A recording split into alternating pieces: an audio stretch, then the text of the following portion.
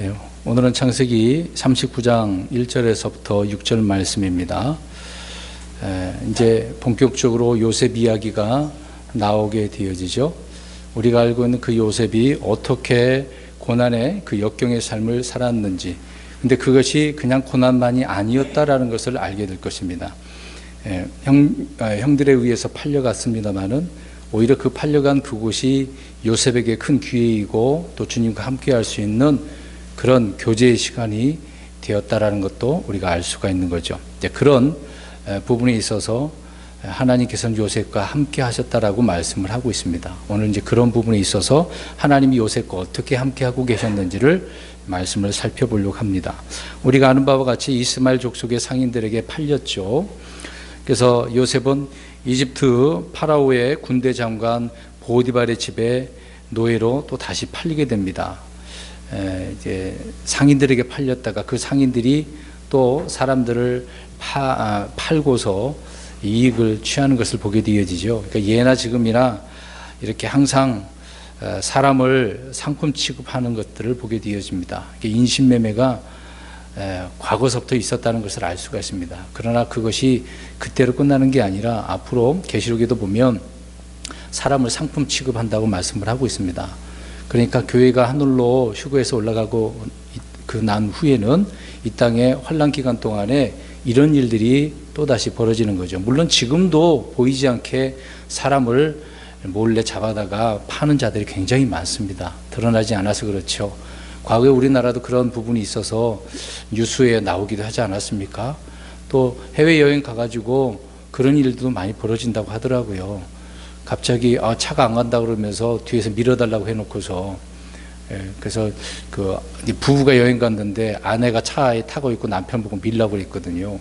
그런 예도 있습니다. 그래서 그냥 몰고 가버리고 아내를 못 찾는 경우도 있었다는 겁니다. 그런 일들이 많이 있습니다. 아무튼 사람을 이렇게 상품 취급을 해서 팔았는데 군대 장관 보디발의 집에 또 다시 팔려간 요셉을 보는 거죠. 우리가 아는 대로 요셉은 이제 족장이 되는 거고 또 야곱의 그 장자권을 통치자 그 부분에 있어서도 요셉에게 물려지게 되는 것 아니겠습니까? 그런 자였는데 이집트로 팔려와서 이제 통치자가 아니라 무엇입니까? 어떤 인생을 살아가는 거죠? 제2의 인생이 통치자가 아니라 노예로 살게 되어진 것을 보게 되어집니다. 아시다시피 형들에 의해서 시기심으로 종으로 팔렸던 것이죠. 채색 옷을 입었던 그 이유가 통치자였다는 것을 아버지 야곱이 인정해 주었고, 또 요셉이 오늘 말씀에도 나오는 부분도 있겠습니다만은 용모가 뛰어나기도 하고 또 도덕성도 얼마나 좋습니까? 올바른 그런 사람이었기 때문에 주변 사람들에게 있어서 특히 형제들에게 있어서는 시기의 대상이 될 수밖에 없었다는 것입니다. 이런 면에 있어서 우리 예수님도 요셉이 예수님을 예표하는 부분에 있어서 시기의 대상이 될 수밖에 없었던 거죠. 아무튼 그런 상황 가운데서 39장에 하나님께서는 요셉과 함께하고 있다라는 것을 보게 되어집니다. 야곱의 집에서나 형제들에게 팔렸던 들에서나 이집트에서나 요셉과 주님께서는 늘 함께 하셨다라고 하는 부분입니다. 근데 보세요, 우리가 그런 상황 가운데 있게 되어지면 하나님 날 버리셨다고 사람도 대부분 생각할 겁니다. 하나님 어떻게 이럴 수가 있어? 내게 왜 이런 비참한 인생을 살게 해? 라고 하나님 앞에 불평하고 원망하는 사람들이 굉장히 많잖아요. 근데 요셉을 보면 요셉 자신도 어떻게 보면 그렇게 생각할 수도 있겠죠. 성경에 그렇게 나오진 않습니다만은 그 당시에 얼마나 팔려갔을 때 정말 눈물을 흘리면서 호소하고 간청했다고 하지 않습니까? 인간적인 면에서는 우리가 그렇게 볼 수는 있겠습니다만은 하나님께서 보시는 관점에서는 시기를 당할 때나 팔려갈 때나 계속해서 하나님은 어떻게 하고 계셨다는 거죠? 함께 하셨다라고 하는 부분입니다. 그러니까 요셉 자신은 알든 알지 못하든 간에 또 믿든지 믿지 않든지 간에 하나님은 함께 하시고 동행하고 계셨다라는 부분입니다. 족장이고 통치자였던 또 이스라엘의 사랑받는 아들에서 이제는 이집트의 노예가 되어버린 그런 상태의 요셉, 참 파란만장한 그런 모습들을 보게 되어집니다. 이런 것을 볼 때 하나님께서는 그냥 하늘에 가만히 계시지 않는다는 겁니다. 대부분 사람들이 불만이 많은 사람들은 하나님 왜 가만히 계셔? 저 악한 사람들 그냥 왜 내버려 두시오? 뭐 이런 식으로 조롱하고 따지고 삿대질하지 않습니까? 예, 그러나 하나님은 가만히 계시지는 않거든요. 자신의 뜻을 이루기 위해서 여러 가지 환경과 계획들을 이루시고 뜻을 이루어 가신다는 것을 알 수가 있습니다. 예, 그래서 이스라엘 백성들도 어려움을 당할 때 왜 하나님은 함께 하지 않느냐, 그런 내용들이 이제 역대기서에 많이 나오잖아요. 열왕기 그 시대에, 왕들 그 시대에 그러지 않습니까? 그러나 하나님이 가만히 계신 그 이유도 있습니다. 그 이유가 뭐겠습니까? 북이스라엘이나 남이스라엘, 유다가 신실하게 하나님 섬기지 않았기 때문에 그러는 거죠.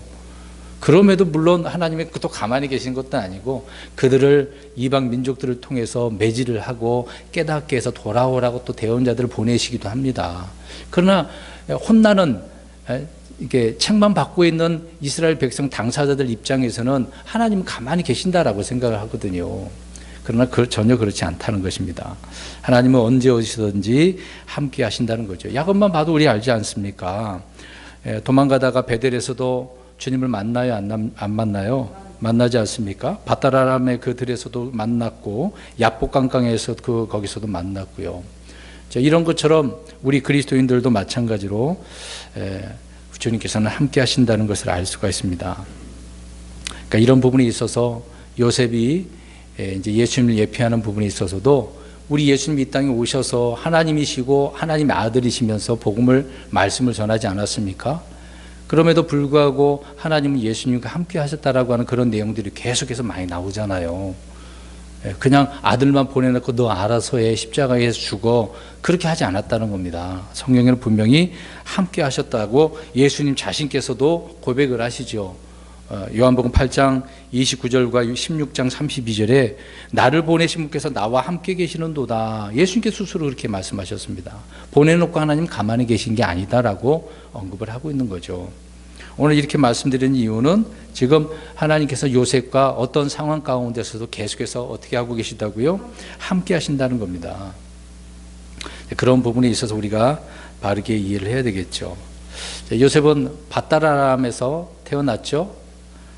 거기서 태어나서 가나안 땅으로 와서 17살 때까지 살다가 팔려가게 되었습니다. 이제 그 이후로 이제 팔려가서 새로운 인생을 살게 되어지는 그런 부분을 보고, 이제 요셉이 가나안 땅으로 나중에 돌아옵니까? 그러진 않죠. 이집트 땅에서 죽습니다. 나중에 모세를 통해서 자기 뼈를, 물론 후손들에게 맹세까지 하지 않습니까? 나중에 하나님께서 인도하시면 자기 뼈를 어디에다 묻으라고요?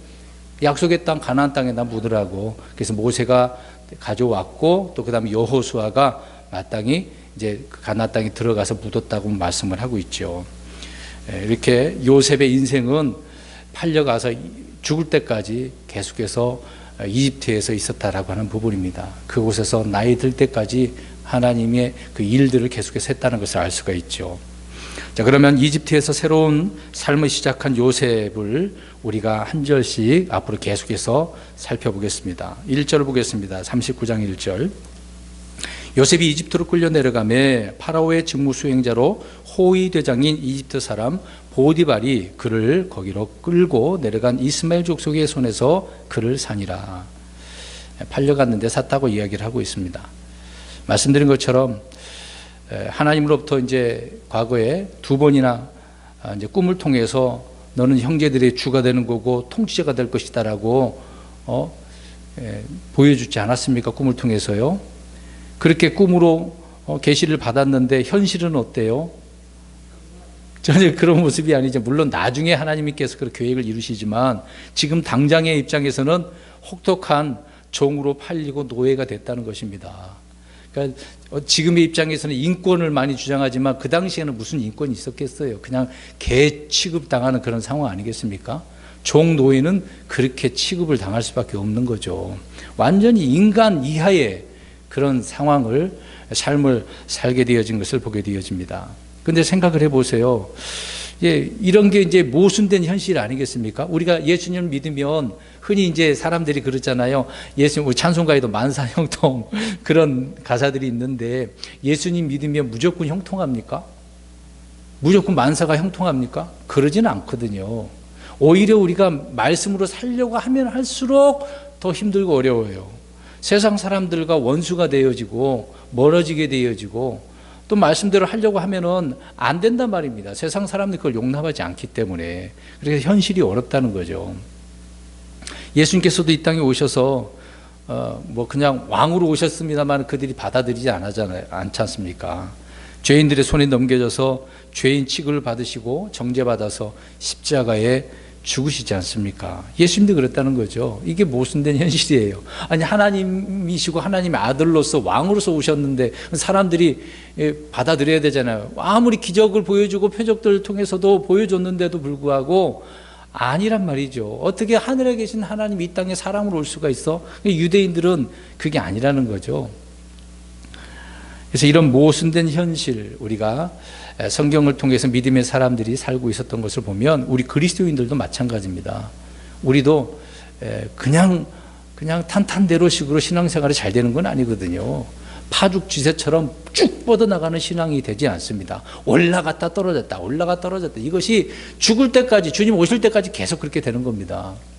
이런 과정을 통해서 연단받고 훈련받아서 점점점 성숙해지고 단련되어지는 것 아니겠습니까? 요셉이 이제 그런 부분이라는 거죠. 아무튼 현실은 모순된 그런 모습을 봅니다. 주님께서 야, 내가 앞으로 너를 주로 세워주고 통치자가 되게 할 거야. 이제 그렇게 해놨는데 현실은 그러지 않단 말이죠.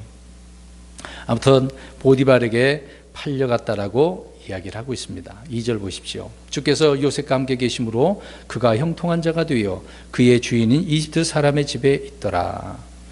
여기 보면 이런 단어를 사람들이 굉장히 좋아하잖아요. 다른 거 집어치우고 형통, 이 단어만 생각납니다.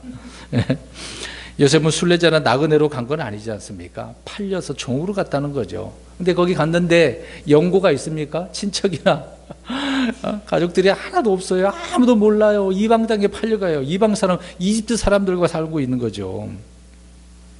그럼에도 그 가운데 주님은 함께 계셨다라고 이야기를 하고 있습니다.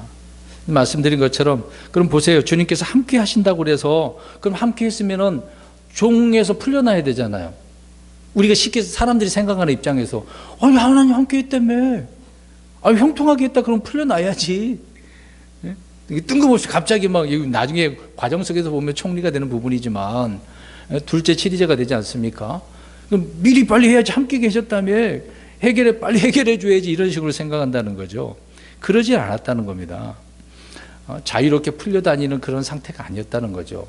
그래서 자주 말씀드리지만 주어진 우리 환경은요, 정말 하나님 앞에 감사해야 돼요. 그런 환경이 지금 어려운 환경일 수도 있겠습니다만 오히려 그것이 내게 믿음이 성숙할 수 있는 기회가 되는 거고 하나님을 기쁘시게 하거나 영광 돌릴 수 있는 기회가 되는 것이거든요. 근데 사람들은 그 상황을 회피하려고 합니다. 너무 힘드니까 하나님 이거 피하게 해주세요. 안 된다. 하나님은 어떻게 하신다고요? 그냥 그대로 함께 하시지만 그냥 그대로 가는 거예요. 내가 견뎌야 되는 거예요.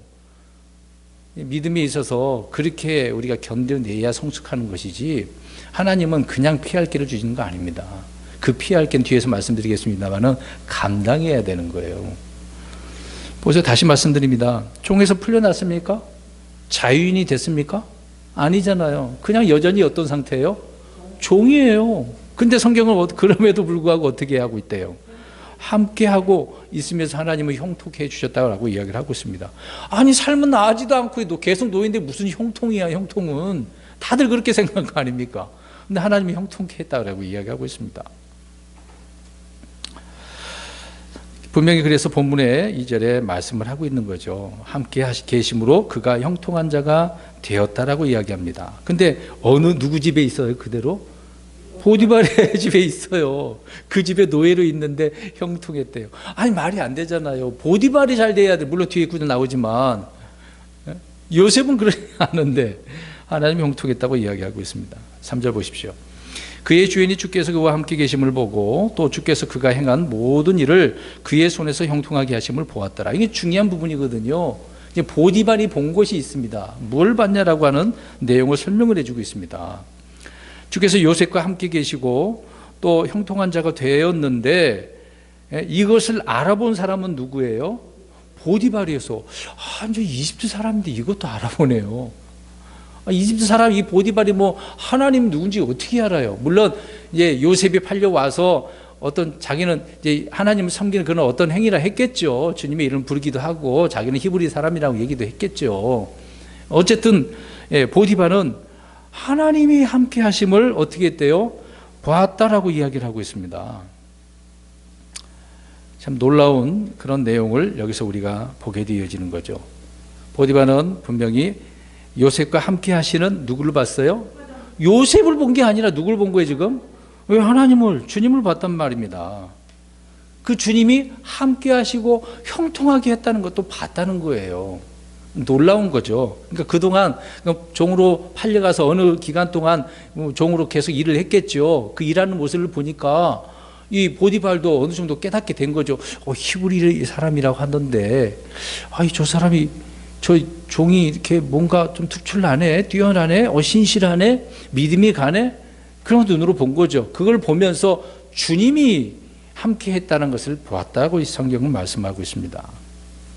다시 말씀드립니다. 보디발은 요셉을 본 것이 아니라, 물론 평소에 같이 보는 것이지만 그걸 본 거 아니라 요셉과 함께 계신 주님을, 요셉의 손에서 모든 일을 형통하게 하시는 주님을 보았다는 거죠. 그러니까 이 요셉이며 하나님 그와 함께 하시니까, 형통하게 해주시니까 요셉을 잘 대해주면 되게 된다고 스스로 생각할 수도 있겠죠.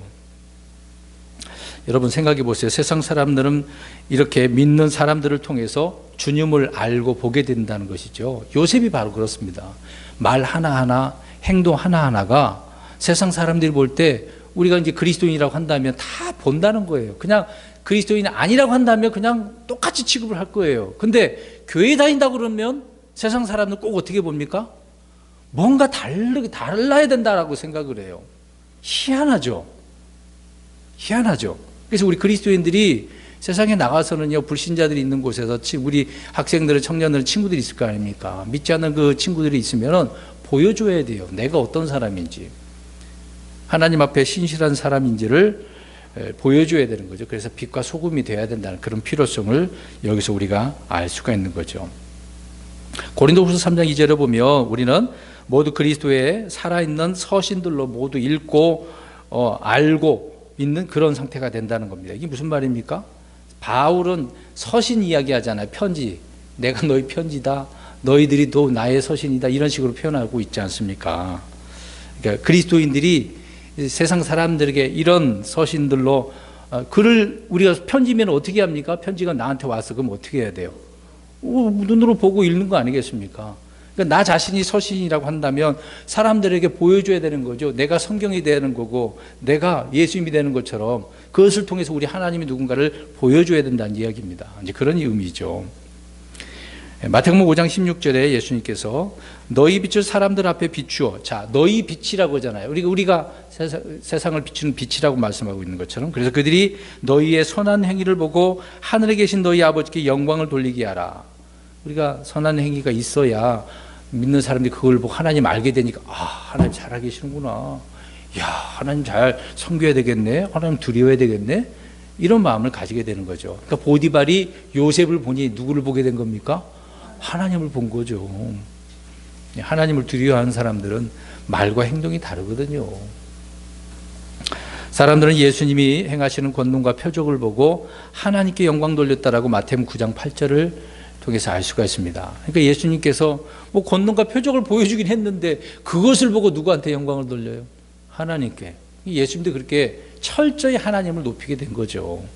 예수님은 자기 자신을 드러내려고 이 땅에 오신 거 아닙니다. 하나님의 영광을 돌리려고 이 땅에 오신 거죠. 그래서 보디발은 요셉을 보았지만 요셉을 통해 주께서 그와 함께 계심을 보았습니다. 그러니까 믿음의 사람들은요, 한결같이 이렇게 자기 자신이 증인의 삶을 살았다고 이야기를 하고 있는 것입니다. 물론 앞에 우리가 살펴본 것처럼 아브라함이 그러지 않았습니까? 아비멜렉과 비골이 말을 하잖아요. 내가 행하는 모든 일에서 하나님께서 너와 함께 하시는도다. 주변 사람들이 본 거죠. 이삭도 마찬가지 아닙니까? 이후에 이제 아비멜렉은 그 왕의 칭호인데 아비멜렉과 아우삭과 비골이 와가지고 야, 너와 함께 하시면 우리가 봤다. 그러니까 하나님이 함께 하니까 건들 수가 없는 거죠. 동맹 맺자, 맹세하자 그렇게 하지 않습니까? 이런 예는 성경에 아브라함, 이삭, 야곱 다 그런 것처럼 요셉도 그런 거죠. 그 이후에 믿음의 사람들은 다 이렇게 살았다고 이야기를 하고 있습니다. 성도들은 자신과 함께 하시는 하나님을 누군가에게 그래서 보여주어야 한다라고 하는 것입니다. 앞에서 읽은 것처럼 선한 행위, 믿음의 행위, 또 열매로 보여줘야 되는 거죠. 주님이 함께 계시는 데는 그 사람의 신분이나 환경이 중요하지 않습니다. 우리가 좋은 환경에서 하나님께 영광을 돌릴 줄 알고 생각하는 분들이 있어요. 상황이 되면 이렇게 되면 내가 할게 라고 하는 사람들이 있습니다. 근데 그러지는 않거든요. 좋든 안 좋든 간에 하나님은 그 기준이 없어요. 좋으면 좋은 대로, 안 좋으면 안 좋은 대로 하나님께 영광 돌려야 되는 거거든요. 근데 사람들은 상황이 어떻게 하면 좋아지면 할게요. 하나님께 영광 돌릴게요. 성경 읽을게요. 뭐 열심히 신앙생활하고 공부도 할게요. 교리 공부도 할게요. 시간이 되면요. 그렇게 얘기하잖아요. 그런 분들은 시간이 안 되더라고요. 시간이 주어져도 안 해요. 그런 분들은요. 내가 시간을 쪼개서 주님을 위해서 내가 드려야 되는데 이 핑계 저 핑계 되면 못합니다. 교회에서도 성경 공부 그렇게 해준다고 일부러 시간을 내준다고 그래도 안 하지 않습니까? 그럼 어떻게 하겠습니까? 본인이 싫다는데. 분명히 성경에서는요, 신분이나 환경이 중요하지 않다라고 이야기를 하고 있습니다. 노아는 방주가 아니라 새 땅에서 포도주에 이제 땅으로 다시 내려와서 있다가 포도주에 취하지 않습니까? 노아의 방주에 있었을 때는 하나님 잘 섬기는 것 같아. 명령대로 잘했어. 그냥 나와서는요, 그러진 않잖아요. 다윗은 동굴에서 간음한 것이 아니라 어디에서 간음을 했습니까? 밧세바를 어디서요? 왜? 왕궁 궁정에 거기서 이렇게 보다가 환경이 좋았잖아. 사실상 전쟁도 하면서 다 이겨내고 뭐 승승장구하니까 얼마나 평안이 넘쳐요. 상황이 좋은데도 어떻게 해요? 네, 죄를 짓는 거죠. 타락한 겁니다. 여러 인물도 많잖아요. 엘리야도 마찬가지입니다. 갈멜산에서 승리의 기쁨을 맛봤잖아요. 저 거짓 대언자들 400명 잡아서 죽이고 그랬지 않습니까? 승리에 쟁취했는데 나중에 이제 이세벨에서 도망가는데 로뎀 나무 밑에서 어떻게 하기를 원합니까? 죽기를 바래요. 어쩔 때 승리해서 기뻤는데 이게 죽을 고비를 견디니까 하나님 나를 데려가 주세요. 상황이 그런 걸 우리가 생각하면 안 되는 거죠. 환경과 처지가 중요한 것이 아니다라고 이야기를 하고 있습니다. 솔로몬도 그렇잖아요. 처음에 하나님 좋은 것과 나쁜 것을 선과 악을 구별할 수 있는 명철을 지혜를 달라고 하지 않았습니까? 그때는 얼마나 좋아요. 근데 나이 들어서는 우상을 섬기고 하나님 멀리하지 않았습니까? 요셉은 이집트 사람 보디발의 집에서 종으로 있을 때 형통했고 지혜와 권능이 드러났던 거죠. 근데 보세요. 아버지, 형제들을 이제 요셉의 입장에서는 잃어버린 거잖아요. 그럼에도 불구하고 하나님은요. 요셉 자신의 입장에서는 하나님을 잃어버리시는 건 아니잖아요. 늘 함께 하시는 거고. 그런 상황 가운데서 주님을 얼마나 바라보고 부르짖고 있었겠습니까?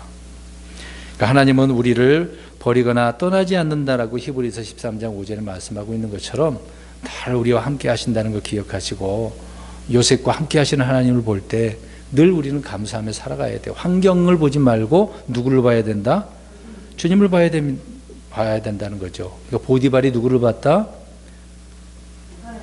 네, 주님을 본 거죠. 하나님을 본 거죠. 요셉과 함께 하시는 하나님을 본 것입니다.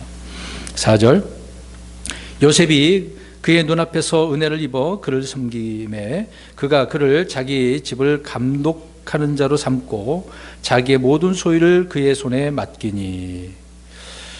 자, 주께서는 요셉과 함께 하시고 형통한 자가 되게 해 주셨습니다만은 여전히 요셉의 입장에서는 자유인이 되지 못하고 노예입니다.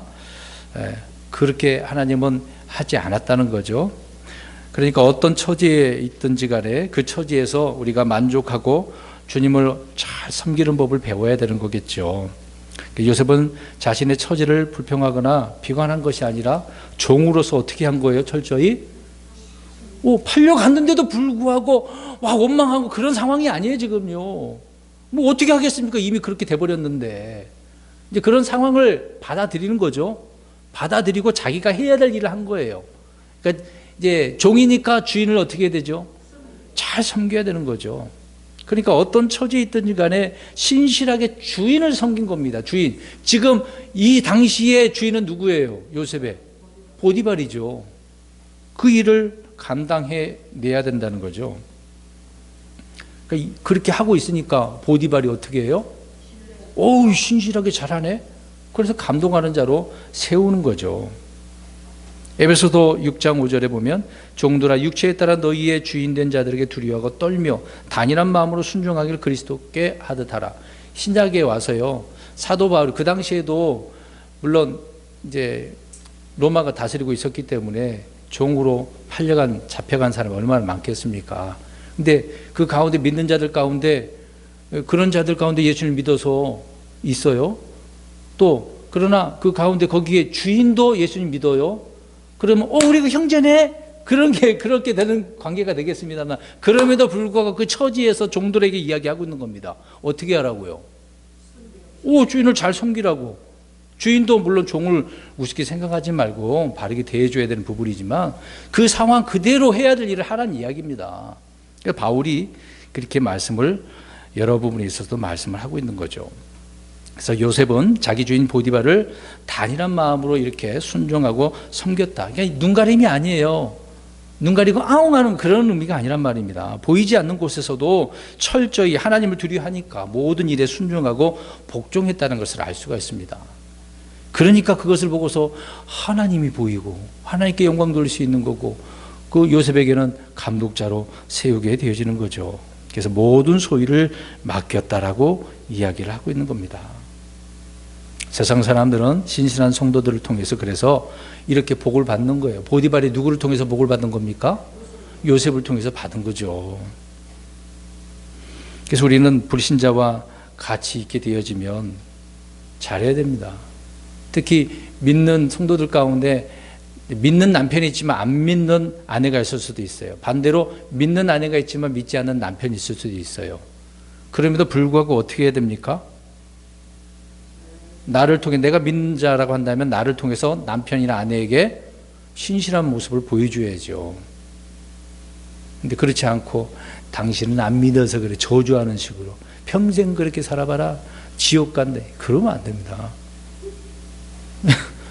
그럼 좋은 모습 보여주고 남편 듣기 좋게 좋은 말도 해주고 지혜로운 말들, 사랑의 말로, 사랑의 행동으로 보여줘야 되는 거죠.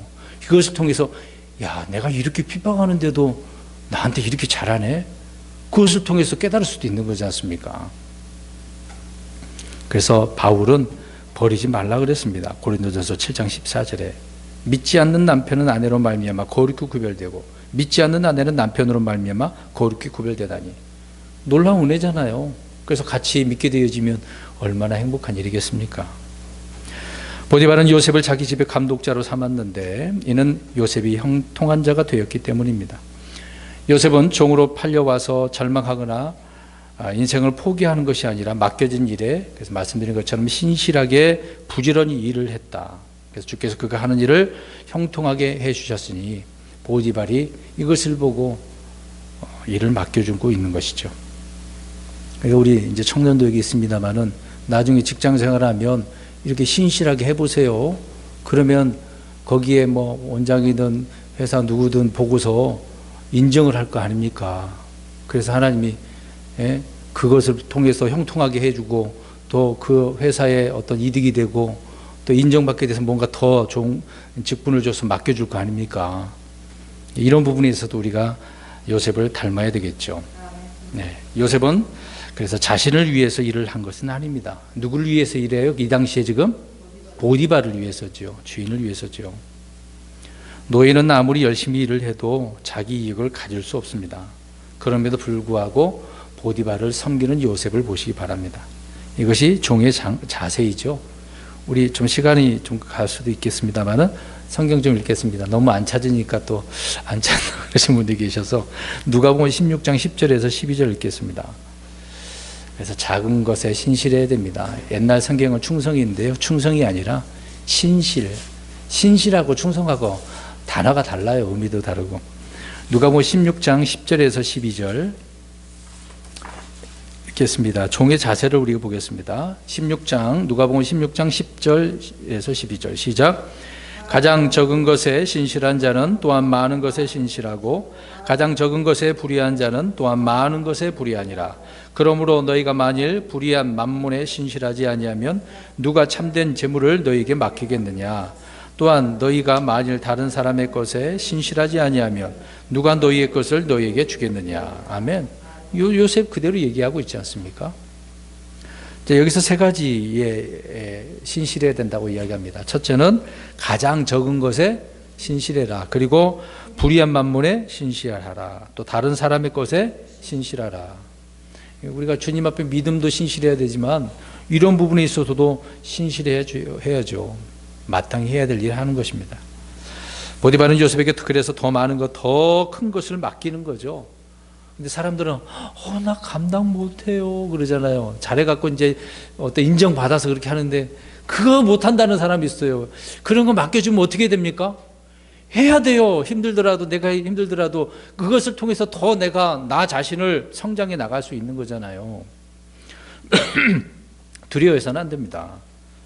요셉은 보디발의 집을 감독하는 자요 모든 소유를 맡은 청지기가 된 거죠. 그런 사람이 인정받는 겁니다. 힘들어도 뭔가 해내야죠.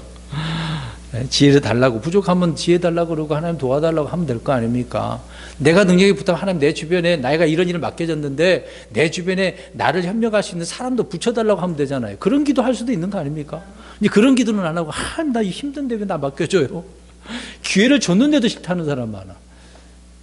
그것을 통해서 복을 주겠다고 말씀하고 있는데 거부하지 말아야죠. 네. 요셉은 아들로서 아버지 야곱의 집의 형제들을 감독하는 감독이었다가 보디발의 집의 감독이 된 것입니다. 예수님은 이것을 통해서 우리의 혼의 목자고 감독이시잖아요. 요셉이 예수님을 예표하니까 이런 것도 우리가 찾아볼 수 있는 것입니다. 5절 보겠습니다.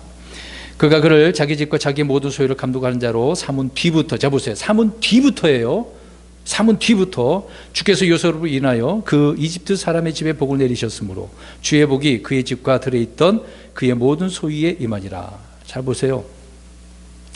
그러니까 하나님을 보고 감독자를 맡겼어. 근데 그 뒤로부터 보디발이 어떻게 된 겁니까?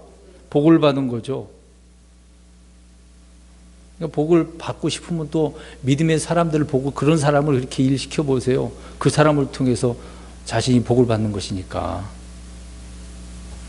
보디발이 요셉을 자기 집의 감독자로 삼자 하나님께서는 요셉으로 인해서 이집트 사람의 집에 복을 이렇게 내리셨다고 이야기하고 있습니다. 라반이 야곱을 통해서 복 받았어요? 안 받았어요? 받았잖아요. 막 이렇게 쉽게 얘기해서 월급도 줘야 되는데 안 주고 그랬는데 예. 그럼에도 복을 받긴 받았습니다. 보디발도 마찬가지죠. 자, 여기서 복은요 물질적인 복입니다. 영적인 복 아닙니다. 철저히 구약은 물질적인 이야기를 다루고 있습니다. 지금 우리 신약 그리스도인들은 물질적인 복보다 주로 영적인 복입니다. 그렇다고 해서 하나님께서 물질적인 복 안 준다 그런 것은 아닙니다. 첫째는 우리 그리스도인은 영적인 것이고요. 그 다음에 삶의 부분에 있어서 열심히 일하면 되는 것이고 하나님이 도와주시면 또 이렇게 물질적인 복도 받을 수 있습니다. 그래서 우리가 또 복을 또 받기 원한다면 신실하게 해야 할 그런 부분도 있고 또 재물을 얻을 능력을 달라고 해야 되잖아요. 능력도 없는데 하나님 주시겠습니까? 그러니까 지금까지 하나님 안 줬다 그러면 뭐가 없는 거죠? 능력이 없는 거예요. 감당할 수 있는 것이 안 됐기 때문에 그래요. 믿음도 안 되고 생활도 안 되고 뭐도 안 되고 이것도 안 되고 저것도 안 되니까 안 주시는 거죠. 줘봤자 다 허송세월하고 낭비해버리니까. 밑빠진 독에 물 붓듯이 그렇게 하면 안 되지 않습니까? 하나님을 그렇게 생각하면 안 되겠죠. 그래서 이런 복을 받았다라고 성경은 말씀을 하고 있습니다. 6절입니다. 그가 자기의 모든 소유를 요셉의 손에 맡기고 자기가 먹는 빵 외에는 자기 소유 중 아무것도 알지 아니하였더라. 요셉은 용모가 준수하며 잘생겼더라. 보디발은 자기 모든 소유를 누구에게 맡겨요? 그럼 먹는 빵 외에는 다 맡겼네요. 참, 그러니까 전적으로 요셉을 어떻게 한 겁니까? 신뢰한 거죠. 전적으로. 이 정도는 돼야죠. 이 정도는 돼야죠. 예? 신실하면 그렇습니다. 우리에게는 그러면 요셉과 같은 이런 종이 내게 있냐 말이야. 내 주변에 내가 그렇게 맡겨질 사람이 있습니까? 어떤가요? 없나요? 저부터도 누가 있나 모르겠네요. 제가 가지고 있는 것이 있어야 맡기게 하시겠습니다만은, 우리가 아무튼 주변에 뭔가 맡길 수 있는 그런 사람이 있냐 이 말이죠. 맡길 것이, 가지고 있는 것이 없어서 그럴 수도 있겠네요. 받은 경우 좀 하나님 앞에 많이 달라고 해야 될 것 같습니다. 사실 우리의 무거운 짐을 이제 우리는 누구에게 맡겨야 됩니까? 주님께요. 그러니까 나의 짐을 다른 사람에게 맡길 수는 없잖아요. 주님께 우리가 나의 짐을 다 맡겨야 됩니다. 근심, 걱정, 염려거리들을요. 그럼 그 주님께서 다 받아주시고 해결해 주시지 않겠습니까? 그러니까 내 짐은 무겁지만 주님 앞에 맡기면 가벼워진다라고 이야기합니다. 그래서 주님께서 내게 맡겨라 라고 말씀하지 않았습니까? 그럼에도 불구하고 사람들은 안 맡겨요. 누가 하려고 해요? 내가 하려고 하니까 그래요. 주님이 하세요라고 해야 되는데 그게 안 되는 거죠. 이제 고집도 너무 또 세요. 꼭 최씨 고집이 세고 누구 씨가 고집이 세고 그게 아니에요. 사람은 다 고집이 있거든요. 때로는 이런 표현에서 죄송하지만 꼴통 같은 그런 생각과 행동들을 하시는 분이 많이 있습니다. 우리는 주님께 맡겨야죠. 시편 37편 5절에 내 길을 주께 맡기고 또 그분을 신뢰하라. 그분께서 그것을 이루시고, 맡기면 신뢰하면 누가 이루셔요? 주님께서. 그런 믿음이 있어야 되는 거죠. 많은 구절이 있지만 이렇게 말씀드리면 이해할 것으로 생각하고 넘어가겠습니다. 아무튼 저와 여러분이 맡기지 않는 것 있다고 한다면 주님께서 책임질까요? 안 질까요? 안 지시는 거죠. 맡기지 않았는데. 맡기면 누가 책임져 준다는 얘기죠. 주님이 맡겨주는. 참 우리 주님은 희한하신 분인 것 같아요. 야, 그거 네 짐인데 왜 나한테 맡기냐 그래야 되는데, 그래도 하나님 어떻게 해요? 왜? 책임져 주신대잖아요. 우리가 이제 그렇게 올바른 믿음을 가지고 신앙생활을 해야 됩니다. 요셉은 보디발의 모든 소유를 맡은 청직이었고 신실하게 그 집을 돌보았던 것이죠. 주님께서 그래서 우리에게 또 맡긴 것도 있겠네요. 우리가 이제 주님 앞에 맡기면 주님도 우리에게 맡긴 것이 또 있다라고 이야기합니다. 주님께서 주셨다는데 아까 없다고 하셨는데 뭐가 있습니까? 맡겨주신 것이 없나요? 맡겨주시면 종으로서 뭔가 이익을 남겨야 되는 거거든요. 물론 이제 우리 영적인 부분입니다. 화익케 하는 말씀, 복음을 주셨지 않습니까? 그 일을 감당해야 내야 되는 거죠. 지금 우리 그리스도인들은 그리스도인답게 복음을 전하며 또 우리의 말과 행동을 통해서 빛과 소금이 되는 거죠. 이런 일들을 맡겨주셨다라고 하는 부분입니다. 아무튼 다시 6절을 보십시오. 마지막 부분이 되는 건데, 마지막 부분 보십시오. 요셉은 용모가 어떻더라? 준수하며 잘생겼더라. 성경에 잘생긴 인물들이 많아요. 요셉도 그렇고 모세도 그렇고 사울 왕도 그렇고 다윗도 압살롬도 잘생겼습니다. 압살롬 특히 머리카락이 어때요? 굉장히 길어요. 멋있잖아요. 바람 불면 머리 흩날리면 얼마나 멋있게 보이겠습니까? 그 당시에 이스라엘 여인들이 막 압살롬만 보면 그냥 어떻게 했다고요? 흥분해서 사모했어요. 여성들도 그렇습니다. 사라도 그렇고 리브가도 그렇고 라엘도 그렇고 에스더도 그렇고 뛰어난 인물들이 많아요. 자, 이 외모를 한번 우리가 살펴보겠습니다. 자, 이런 외모 보면 다 좋다라고 볼 수 있잖아요. 그러니까 장점이 있습니다. 장점이. 그 외모가 잘생기면 그것에 따라 장점이 있긴 하는데, 그러나 이 장점이 때로는 어떻게 되는 겁니까? 약점 단점이 되는 거죠. 오늘 요셉이 그러는 거죠. 왜 이런 이야기가 나왔겠어요? 왜 준수하며 용모가 잘생겼다라고 이야기가 나오겠습니까? 그 다음에 뭔가 또 있는 내용이 나오잖아요. 그러니까 요셉에게 있어서는 지금 종으로 팔려간 것도 그러는데, 근데 또 이렇게 잘생겼네? 신실하게 일도 잘하네? 사람들이 볼 때 놀라워요. 참, 그러니까 요셉은 좀 타고난 점이 있어서 이 복이 있는 거죠. 성품도 그렇고 외모도 그렇고 뭐 나무랄 데가 없어. 단지 형들에 의해서 종으로 팔려간 것밖에 없지 않습니까? 그럼에도 불구하고 이 잘생긴 덕분에 세상은 가만히 내버려 두지 않잖아요. 지금 연예인들 가운데도 잘생겼거나 아주 아름답게 생긴 여성들을 보세요. 사람들이 그것을 보고 가만히 있나요? 너무 이쁘다 야, 너무 잘생겼다 야, 다 그렇게 보잖아요, 상대적으로. 그런데 요셉의 준수한 외모는 보디발의 아내의 표적이 되었습니다. 표적. 누가 찍어요? 보디발의 아내가. 참 희한한 일이죠. 여주인이 잘생긴 남종 하나를 눈여겨보고 노리고 있었다는 거죠. 다음 주에 우리가 자세히 살펴보겠습니다만은 그런 문제가 있는 거죠. 워낙 뛰어난 외모 때문에 이런 시련도 당하네요. 너무 잘생겨가지고. 예? 부모를 닮아서 잘생겼나요? 참 탁월한 외모가 많은 이들에게 친근감과 호감을 주고 신뢰를 주었을지도 모르겠습니다만은 보디발 아내의 표적이 되었다라고 이야기를 하고 있는 것입니다. 자, 이런 면이 있어서 우리가 시험을 당할 수가 있는 거거든요. 바울을 우리가 생각해 볼까요? 바울도 육체 안에 시험이 있다고 이야기하잖아요. 육체에 사탄의 가시가 있었다고 이야기합니다. 그것 때문에 얼마나 또 그래요? 또 그 안에 있는 여러 가지 이제 몸에 있는 부분도 있겠습니다만 속에 자기의 자만심도 있고 교만한 그런 것도 얼마나 많았겠어요.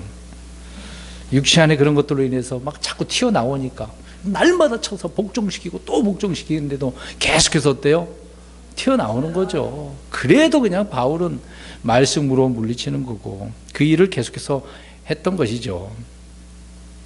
우리 예수님께서도 하나님이시고 하나님의 아들이시고 왕이시지만 왕으로 오셨습니다만은 뭐 시험 당하고 고난 안 당하셨겠습니까? 근데 요셉은 잘생겼는데도 불구하고 예수님은요? 예수님의 외모는 어떻습니까? 풍채도 없고 잘생기지도 않았다고 이사야서에 말씀을 하고 있는 거죠. 그게 좀 다른 부분이 있긴 합니다. 네. 자, 여러분 시험이라고 하는 것은요 필요가 있어서 받는 거죠. 자, 그러면 보디발의 아내가 그렇게 콕 찍지 않았다고 한다면 그런 행동을 하지 않았다면 요셉은 어떨까요? 그렇죠. 뭔가 전환이 이루어지는 것을 알 수가 있는 거죠. 그러니까 말씀드립니다. 우리가 장점이 단점이 돼서 이런 시험을 당할 수도 있죠. 오히려 물론 단점이 장점이 될 수도 있는 거거든요. 근데 요셉은 그런 면은 아니지만 이것이 요셉에게는 더 시련이 될 수 있는 거잖아요. 그냥 평범하게 집에서 종으로 있을 수도 있는데 감옥에 들어가서 또 거기에 일을 하게 되고 있지 않습니까? 그때는 종이 아니라 뭡니까? 감옥에 들어가는 거는 죄인이잖아요. 신분이 이제 더 내려가지 않습니까? 더 내려가는 거잖아요. 그러니까 시험은 필요가 있어서 받는 거라고 베드로 사도가 베드로전서 1장 6절에 말씀을 하고 있는 거죠. 바울도 고린도전서 10장에 말씀을 하고 있습니다. 그러니까 주님은 시험을 당하도록 허락하신다는 거죠. 때로는 하나님께서는 우리를 낮추셨다가 높이시려면 이렇게까지 하신다는 것을 알 수가 있습니다. 철저히 우리가 하나님이 그렇게 나를 만드신다라고 생각한다면 깨달아야 돼요. 하나님 어디까지 낮아져야 되겠습니까? 어디까지 내가 이런 부끄러움을 당해야 되겠습니까? 그걸 깨닫고 주님 앞에 신실하게 때를 기다린다면 하나님은 언제 그 때가 된다면 반드시 이렇게 세우시겠죠. 그래서 피할 길을 내시는 분이라는 겁니다. 이런 면에서 우리가 올해 표를 삼았는데요. 말씀드린 것처럼 피할 길은 하나님 이 길을 없애주세요. 그게 아니라 감당할 수 있는 시험이죠. 감당할 수 있는 시험. 하나님 그렇게 주신 겁니다. 근데 아브라함도 그렇게 시험 당해서 이겨냈지 않습니까? 야곱도 그렇고 요셉도 그렇습니다. 그래서 우리는 여기에서 하나님께서는 우리에게 단점을 주실 수도 있고 장점을 주실 수도 있습니다. 근데 때로는 그것이 힘들고 어려운 삶을 살아갈 수도 있는 부분이지만 그래도 그것은 하나님께 내게 감당할 수 있는 시험을 주시는 것이고 오히려 그것이 기회가 돼서 하나님께 큰 영광을 돌릴 수 있게 되는 것이다. 그렇게 우리가 생각하시면 좋겠고요. 그래서 오늘은 하나님이 누구와 함께 하셨어요? 요셉과 함께 하셨다. 함께 하시는 하나님에 대해서 우리가 살펴보았습니다. 기도하겠습니다.